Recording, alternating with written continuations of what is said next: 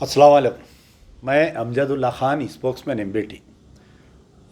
जैसा कि आप लोग जानते हैं कि पूरे हिंदुस्तान में जो है ये जो वक्फ़ अमेंडमेंट बिल जो पेश किया गया है, मुख्तलिफ़ ज़ावियों से, मुख्तलिफ़ तंजीमों से और मुख्तलिफ़ सियासी क़ायदीन से, मजहबी रहनुमाओं से ये अपील की जा रही है कि आप जो है जो जॉइंट पार्लियामेंट्री कमेटी बनाई गई है, अपना अपना मौक़िफ़ ज़ाहिर करते हुए उसकी मुखालिफत किया जाए। और तकरीबन ऑल ओवर इंडिया के मुसलमान जो है ईमेल के ज़रिए, स्कैन के ज़रिए, व्हाट्सएप के ज़रिए, मुख्तलिफ़ चीज़ों के ज़रिए या पर्सनली जाके मिल के जॉइंट पार्लियामेंट्री कमेटी को अपनी मुखालिफत का इजहार कर रहे हैं। और ये बड़ी अच्छी बात है कि मुसलमानों में शऊर बेदार हुआ है इस बिल के ताल्लुक़ से। लेकिन एक बड़ा अजूबा ये देखने को मिल रहा है कि मोहतरम असदुद्दीन ओवैसी साहब पूरे यानी 2 दिन पहले औरंगाबाद भी गए थे, उससे पहले महबूब नगर में भी एक मीटिंग अटेंड किए और हैदराबाद में भी मुख्तलिफ़ इनके शॉर्ट वीडियोस, लॉन्ग वीडियोस और आज भी एक ऑडियो आया कि वक्फ़ को कैसा बचाना चाहिए और वफ़ के लिए हम क्या करना चाहिए। बड़ी जज्बाती तकारीर कर रहे हैं। महबूब नगर में तो आँखों से आंसू लाते हुए तकरीर करे और औरंगाबाद में भी बहुत जज्बाती हो गए बेचारे। और कई इनके वीडियोस जो है उत्तर प्रदेश, बिहार में नौजवान देखकर बड़ा खुश हो रहे हैं कि इनको ऐसा पेश किया जा रहा है कि ये एक मुजाहिदे वक्फ़ है और एक वक्फ़ के चैम्पियन है ये। कई लोगों को जो हिंदुस्तान के मुख्तलिफ़ इलाक़ों से लोग हैं उनको ये नहीं मालूम कि असदुद्दीन ओवैसी जो है इन्हों खुद एक वक्फ़ के लुटेरे हैं, इन्हों खुद एक वक्फ़ के लैंड ग्रैबर हैं। तो अब इसमें मैं जो भी बात करता हूँ, मैं ऐसा कोई फेकम फाक की बात नहीं करता हूँ कि मेरे पास पूरा मवाद रहता है और ऐनी शायद रखते हुए मैं अपनी गुफ्तगू करता हूँ। मैं सबसे पहले अवाम जो नादान मुसलमान जो नॉर्थ इंडिया के, उत्तर प्रदेश, बिहार, महाराष्ट्र के जो मुसलमान हैं, तेलंगाना के सारे मुसलमानों को मालूम है कि इन्हों क्या है, इनके भाई क्या है। तो मैं उन तक ये बात पहुंचाना चाह रहा हूं कि असदुद्दीन ओवैसी पहली मर्तबा 1994 में, देखिए हर स्टेट में एक वक्फ बोर्ड होता है, उसका एक चेयरमैन होता है और उसके मेंबर्स होते हैं वक्फ बोर्ड के। यह वक्फ बोर्ड का काम क्या रहता है कि आप जो है वक्फ की अमलाक को प्रोटेक्ट किया जाए। लेकिन जब हमारे कने यूनाइटेड आंध्र प्रदेश था, मुत्तहिदा आंध्र प्रदेश में सबसे ज़्यादा पूरे हिंदुस्तान में अगर वक्फ की जायदादों को अगर नुकसान पहुंचा तो वो आंध्र प्रदेश था। और सबसे ज़्यादा the richest Waqf board in India was Andhra Pradesh Waqf board. अब आइए आप असदुद्दीन ओवैसी का क्या रोल रहा, मैं ये बतलाना चाह रहा हूँ। 1994 में असदुद्दीन ओवैसी बहैसियत एमएलए चारमीनार इलेक्ट हुए और चार एमएलए कोठे में वक्फ बोर्ड में मेंबर बने, जबकि चंद्रबाबू नायडू चीफ मिनिस्टर थे। तो चंद्रबाबू नायडू के दौर में बड़ी बड़ी जायदादें, पूरे वक्फ की जितनी बड़ी जायदादें थे, जैसा मणिकुंडा जागीर है, मणिकुंडा जागीर की एक बड़ी जायदाद थी वक्फ बोर्ड की।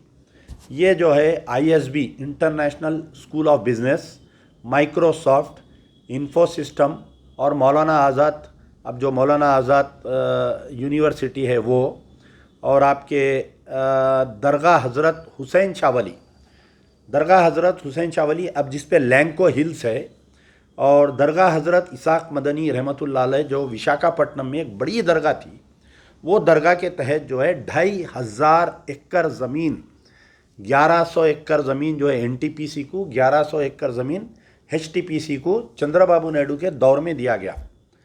तो ये बात मैं इसलिए बोल रहा हूँ कि तकरीबन जो है 20 लाख करोड़ की, यानी 20 लाख करोड़ की वक्फ की जायदाद को 1994 से लेकर 1999 तक, यानी 5 साल में वक्फ की जायदाद को Andhra Pradesh industrial infrastructure development corporation के तहत मल्टीनेशनल कंपनीज को दे दिया गया। और असदुद्दीन ओवैसी बोर्ड के मेंबर रहे। आज भी जो है कोई भी आरटीआई में डालकर 1994 का वक्फ बोर्ड का रिकॉर्ड निकाल सकते, रेजोल्यूशन निकाल सकते। कोई भी एक मर्तबा भी असदुद्दीन ओवैसी डिसेंट नोट नहीं दिया उसमें कि भाई ये वफ़ की जायदाद है। दरगाह हज़रत इसाक मदनी रहमतुल्लाह अलैह, दरगाह हज़रत हुसैन शाह वली की ज़मीन जो है, दरगाह हज़रत इसाक मदनी रहमतुल्लाह अलैह की 2500 एकड़ ज़मीन और दरगाह हुसैन शाह वली की कई एकड़ ज़मीन, ये एमएनसीज़ को और इलेक्ट्रिसिटी बनाने वाले कंपनियों को दिया गया। और Asaduddin Owaisi as a Waqf board member और एज ए मुस्लिम एमएलए कोठे में इन्हों मेंबर रहे। तो कोई भी प्रेस वाले ये सवाल नहीं कर रहे उनसे। देखिए जितने भी प्रेस वाले जो जा रहे हैं इनके सामने, वो प्रेस वालों को खुद नहीं मालूम तारीख़ क्या है, सो कैसा जर्नलिस्टा बन गए ये लोग नहीं मालूम। तो जर्नलिस्ट जो होता, पहले के ज़माने के जो जर्नलिस्ट होते थे, जब कोई लीडर की प्रेस कॉन्फ्रेंस अटेंड करने जाते थे तो पहले स्टडी करते थे, उसके बारे में स्टडी करके उससे तीखे सवाल किए जाते थे। तो लीडर जो है प्रेस वालों से डरते थे। आजकल क्या हो गई, पूरी प्रेस कॉन्फ्रेंस जो है एडजस्टमेंट की पॉलिटिक्स हो गई। एडजस्टमेंट का प्रेस रहता कि आप वही सवाल करना जो लीडर को पसंद है। तो असदुद्दीन ओवैसी के सामने भी जो प्रेस वाले बैठते ना, वो लोग अभी तकरीबन या तो नहीं मालूमात है उनको हिस्ट्री, या नहीं तो वो लोग नहीं पूछते। अब आया 1999, फिर दोबारा चंद्रबाबू नायडू चीफ मिनिस्टर बने, असदुद्दीन ओवैसी दोबारा जो है एमएलए बने, और अकबरुद्दीन ओवैसी भी जब एमएलए बने थे 1999 में, तो 1999 में फिर से असदुद्दीन ओवैसी वक्फ बोर्ड के मेंबर बने। अब क्या हुआ, 94 से 99 तक कितने प्रॉपर्टीज डैमेज हुए, मनीकुंडा जागीर पूरी डैमेज हो गई, दरगाह हज़रत हुसैन शाह वली की प्रॉपर्टी डैमेज हुई, दरगाह हज़रत इसाक मदनी रहमतुल्लाह अलैह की 2500 एकड़ यानी 20 लाख करोड़ की वक्फ प्रॉपर्टी को नुकसान पहुंचाया गया 1994 से 1999 तक। और असदुद्दीन ओवैसी वक्फ बोर्ड के मेंबर है।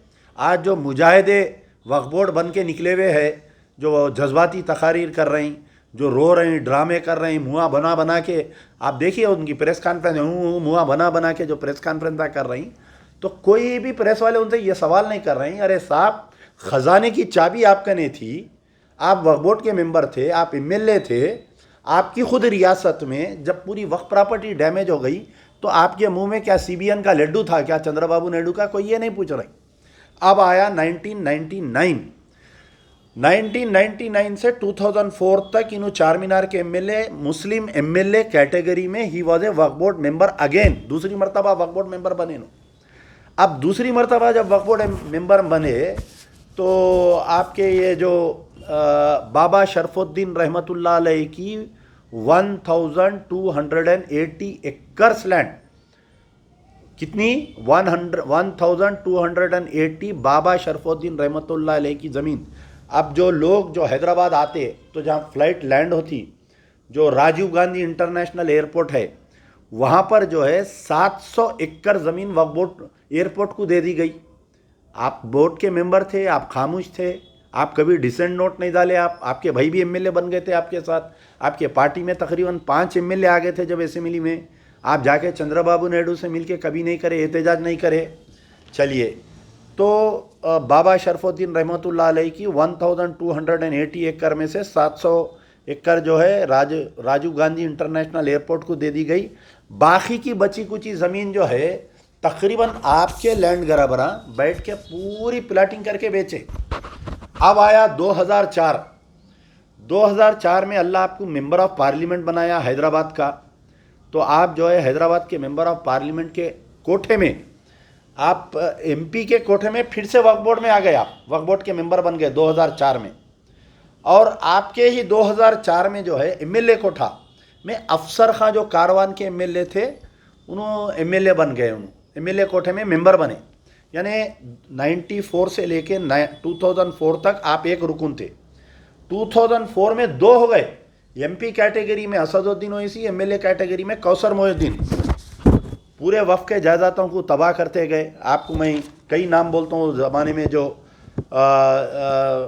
ये जो है सो मनीकुंडा जागीर तो मैं बोल दिया आपको, दरगाह हज़रत इसाक मदनी रहमतुल्लाह अलैह, फिर आपके आशुर खाना अली साद मामड़पल्ली महेश्वरम में।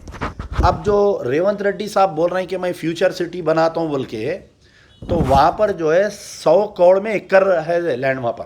कितनी है? 100 करोड़ में 1 एकड़। वहाँ पर जो है आशूर खाना, अलीसाद, मामड़पल्ली, महेश्वरम में 350 एकड़ ज़मीन वहाँ पर जो है ये 2004 से प्लाटिंग हो रही, वो कब्जे हो रहे हैं, प्लाटिंग हो रही, कब्जे हो रहे हैं, प्लाटिंग हो रही। एक जो है सैफ नवाज जंग मामड़पल्ली में 400 एकड़ ज़मीन है उसकी, वो भी आपके ही लोग प्लाटिंग करते जा रहे हैं, कब्जा कर रहे हैं, पेपर बना रहे हैं, प्लाटिंग कर रहे हैं।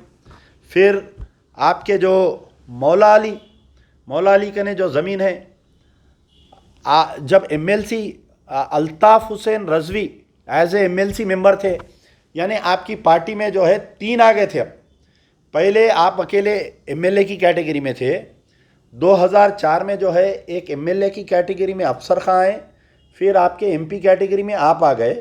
फिर कुछ दिनों के बाद में मैं समझता हूँ 2009 में भी 2 मेंबर थे आपके ने वक्फ बोर्ड में, असदुद्दीन ओवैसी, इन्हें MP कैटेगरी, फिर मौज़म खां MLA बने, आपके बहादुरपुरे के MLA को आप मेंबर बनाए थे वक्फ बोर्ड के। 2014 में जो है आंध्रा और तेलंगाना जब अलग हुआ, तो आंध्रा और तेलंगाना अलग हुआ जब 76,000 एकड़ 2014 में मैं समझता हूँ कि तेलंगाना को आई थी, और 30,000 एकड़ ज़मीन जो है आप नहीं 76,000 एकड़ 2014 में तेलंगाना को आई, बाकी की ज़मीन आंध्रा को गई। 2014 में, ये पॉइंट मेरा गौर करिए, 76,000 एकड़ लैंड था, और हमारे कने वक्फ इंस्टीट्यूशन 90,000 वक्फ इंस्टीट्यूशंस थे जब मुत्तहिदा आंध्र प्रदेश था। तो 76,000 एकड़ 2014 में थी। 10 साल में 2014 में कौसर पहले अफसर खां थे MLA, 2004 में वक्फ बोर्ड मेंबर, 2009 में मौज़म खां थे, 2014 में कौसर मोहिउद्दीन, अल्ताफ़ हुसैन रज़वी और MP साहब भी थे, 3 हो गए थे। ये 3 मेंबर होने के बाद में 76,000 एकड़ जो 2014 में थी, आपके मामू की सरकार KCR जब चीफ मिनिस्टर बने, 2014 से 2024 तक 30,000 एकड़ ज़मीन हो गई, यानी 36,000 एकर्स ऑफ लैंड ग्रैब्ड हो गई, पेपर गायब हो गए। और एक बात सुनिए, आप वक्फ बोर्ड मेंबर है, और आपके एक MLA वक्फ बोर्ड मेंबर है, MLC वक्फ बोर्ड मेंबर है, आप जो है BRS के पार्ट एंड पार्सल है। आप खुद तकरीर में बोले कि मैं KCR की गाड़ी का स्टीयरिंग हूँ, मैं मरते दम तक KCR को नहीं छोड़ूंगा। लेकिन आपके दौर में KCR साहब जो है वक्फ बोर्ड के दफ्तर को लॉक कर दिए, और 2000 मैं समझता हूँ 2007 में लॉक पड़ा, 2017 में लॉक डाले उन्होंने। 2017 से जो वक्फ बोर्ड को लॉक था, तो 2000 आज भी रेवंत रेड्डी CM बनने के बाद में भी वक्फ बोर्ड के दफ्तर को लॉक है, जो रिकॉर्ड रूम है। ये रिकॉर्ड रूम को लॉक इसलिए डाले थे KCR साहब कि इसमें से जो है पेपरा निकाल के पार्टीज जाके डिफेंड कर रहे थे। तो ये लॉक डालने की वजह से गुट्टाला बेगमपेट की ईदगाह का वाक़या मैं आपको बतलाना चाह रहा हूँ। जब गाजी मिल्लत अलहाज मोहम्मद अमानुल्लाह खान साहब थे, MLA थे, हालांकि वक्फ बोर्ड के मेंबर नहीं थे, गुट्टाला बेगमपेट की 90 एकड़ ज़मीन थी। 1997 में जब ये ग्रैब हो रही थी, तो चंद्रबाबू नायडू इसको लेके स्पॉट पर जाके वो ज़मीन को बचाए थे, जो शालीवाना बिल्डर्स को कर रहे थे। आज जाके आप देखिए, गुट्टाला बेगमपेट की ईदगाह की जो ज़मीन है, आधी ज़मीन कोर्ट के कब्ज़े में है, आधी ज़मीन चले गई लैंड ग्राबरों की, आधी ज़मीन लैंड ग्राबरों की उसमें चले गई। आप MP है वक्फ बोर्ड के मेंबर, आपका एक पार्टी का MLA वक्फ बोर्ड का मेंबर है, एक MLC पहले वक्फ बोर्ड का मेंबर था, तो इतने प्रॉपर्टीज़। और एक बात आपको मैं याद दिलाना चाह रहा हूँ, जब आंध्रा तेलंगाना का झगड़ा चल रहा था, ये लैंको हिल्स कौन बनाए साहब? लगड़ा पार्टी राजगोपाल बनाया। लैंको हिल्स जो वक्फ बोर्ड की दरगाह हजरत हुसैन शाह वली की ज़मीन है। तो ये आंध्रा तेलंगाना के झगड़े में लगड़ा पार्टी को गिरफ्तार करके फलकनुमा पे लेके आए, यानी वक्फ की जायदाद कब्जा करके एक मेंबर ऑफ पार्लियामेंट उन्हें जो है अपार्टमेंट्स बना रहा। और एक अपार्टमेंट वो ज़माने में मैं समझता हूँ 2012 या 13 की बात है, तो 5 करोड़ में एक अपार्टमेंट बिक रहा था। ज़मीन अल्लाह की, कब्ज़ा लगड़ा पार्टी राजगोपाल का। तो आपका MLA अहमद बलालाट अपने घर से टिफ़िन ले जाकर लगड़ा पार्टी राजगोपाल को फलकनुमा पुलिस स्टेशन में आप उसको मुर्गी मुसल्लम खिलाए नहीं खिलाए, ये बात बताइए आप। आज आप बहुत बड़े मुजाहिदे, आज़ादी मुजाहिदे, वक्फ बोर्ड बन के आप फिर रहे हैं, आप पूरे हिंदुस्तान में मुआ बना बना के तकरीर कर रही। और बड़े अफसोस की बात है कि एक आदमी जो पूरी ज़िंदगी वक्फ बोर्ड को तबाह करा, जिसकी पार्टी पूरी वक्फ बोर्ड को तबाह करने में मुलविस है, हर लैंड ग्रैबर का ताल्लुक आपकी जमात से और आपसे, आपकी सरपरस्ती में वक्फ की जायदाद तबाह हुई। ऐसे आदमी के साथ मौलाना खालिद सैफुल्लाह रहमानी, जो all India Muslim personal law board के सदर है, जो मुसलमानों का ताज है, जो तेलंगाना और हैदराबाद की नाक है, ऐसा आदमी जाके उनके साथ स्टेज शेयर कर रहा है। ये बड़े अफसोस की बात है मेरे को। मौलाना खालिद सैफुल्लाह रहमानी साहब से मेरी अदबन गुजारिश है, आप ये पूरा मुहासिबा करिए। आप मेरी बात सुनिए। आप 94 से लेके 2014 तक या तो एमएलए की हैसियत से या मेंबर ऑफ पार्लियामेंट की हैसियत से असदुद्दीन ओवैसी मेंबर है, और 2014 से इनके 3 मेंबर है वक्फ बोर्ड में, एमएलसी की हैसियत से, एमएलए की हैसियत से, एमपी की हैसियत से। 2024 अभी अब नहीं बना, फिर अगर वक्फ बोर्ड बना तो फिर इन दाखिल हो जाते। उसमें एक आदमी जो है वक्फ की जायदाद को तबाह किया बहैसियत वक्फ बोर्ड मेंबर, और आप वैसे आदमी की तारीफ़ कर रही। महबूब नगर के जलसे में करे या कहीं करे, कोई मुझे क्लिप भेजे कि हिंदुस्तान के मुसलमानों की आवाज़ असदुद्दीन ओवैसी है। कितनी कैसी बात है बताइए आप, कि अल्लाह का ने आपको भी जवाब देना है। मौलाना खालिद सैफुल्लाह रहमानी साहब को ये बताइए, पूरा उनसे सवाल करिए कि ये मणिकुंडा जागीर तबाह हुई जब चंद्रबाबू नायडू एमएनसी कंपनियों को दे रहा था, तो आप वक्फ बोर्ड के मेंबर थे नहीं थे।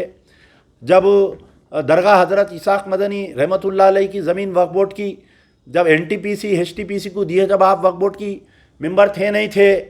और आपके ये जो आशुर खाना अली साद मामड़पल्ली महेश्वरम की ज़मीन जब कब्ज़ा हो रही थी, आपका मदरसा है ना, हमारे मौलाना खालिद सैफुल्लाह रहमानी साहब, आपका मदरसा वहीं है, आपको खुद मालूम है कैसे लैंड ग्रैबिंग है। वैसो आप सब मालूम रखते हुए भी फिर वैसे आदमी के साथ आप डायस शेयर कर रहे हैं और झूठी तारीफ़ा कर रही। इससे अवाम में जो है आपका इमेज मुतासिर हो रहा है। मेरे को तकलीफ़ असदुद्दीन ओवैसी की तकरीर से नहीं हो रही मेरे को, क्योंकि एक आदमी जो है अल्लाह से नहीं डर रहा, उन्हें वक्फ की जायदादों को उन्हें तबाह करने में मुलविस है, और आज आके मगरमच्छ के आंसू रो रहा, वैसे आदमी के साथ आप स्टेज शेयर कर रहे हैं और आप उसकी झूठी तारीफ़ कर रहे हैं, तो मेरे को तकलीफ़ हो रही। क्योंकि मैं आपको बहुत चाहता हूँ, आपकी बहुत इज़्ज़त करता हूँ। तो ये मेरा पैगाम है मौलाना खालिद सैफुल्लाह रहमानी के लिए और उन तमाम भोले मुसलमानों के लिए जो असदुद्दीन ओवैसी, अकबरुद्दीन ओवैसी को मुजाहिदे वक्फ बोर्ड समझ रहे हैं। ये जो है हमारे पुराने शहर में कहावत है, 100 चूहे खा के बिल्ली हज को गई, तो आज असदुद्दीन ओवैसी की वही हालत हो गई। तो अल्लाह ताला आप तमाम को अक़ल सलीम दे, दोस्त और दुश्मन की तमीज़ दे, और मौलाना खालिद सैफुल्लाह रहमानी को अल्लाह ताला हिम्मत दे ताकि वो सच बोले और ये वक्फ बोर्ड के जायदादों पे असदुद्दीन ओवैसी से सवाल करे। यार जिंदा सोबत बाकी।